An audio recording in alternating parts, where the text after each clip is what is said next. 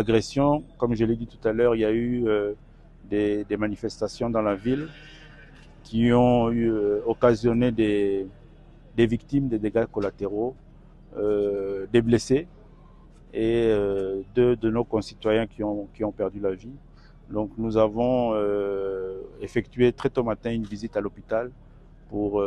réconforter les blessés, leur apporter le soutien du gouvernement et un message de réconfort du président de la République. Nous avons eu l'opportunité de rencontrer les familles éprouvées, il y en a deux, avec lesquelles nous avons partagé leur douleur, nous leur avons transmis un message de réconfort. Et c'est ici l'occasion pour nous de faire savoir à nos populations qu'il n'est pas tout le temps nécessaire d'organiser, surtout dans des zones en conflit, comme la province ici du Sud Kivu,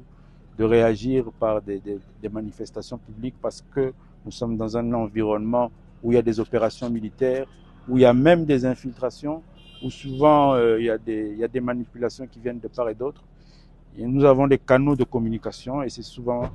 préférable d'utiliser ces canaux que de sortir dans la rue pour réclamer, revendiquer ou faire passer un message au gouvernement et au président de la République. Il est important aussi, et c'est le message que nous passons dans toutes nos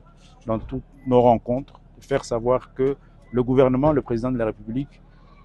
est fortement engagé dans cette volonté-là de résoudre la crise sécuritaire que traverse le pays, principalement à travers les processus qui sont déjà engagés au niveau sous-régional, régional et international, avec la dynamique de Washington et de Doha. Et nous sommes convaincus que nous allons très prochainement arriver à une résolution de ce conflit. Mais qu'à cela ne tienne, nous devons rester mobilisés aux côtés du président de la République, des forces armées de la République pour faire face à cette agression. Et la paix sera une réalité très prochainement en République démocratique du Congo.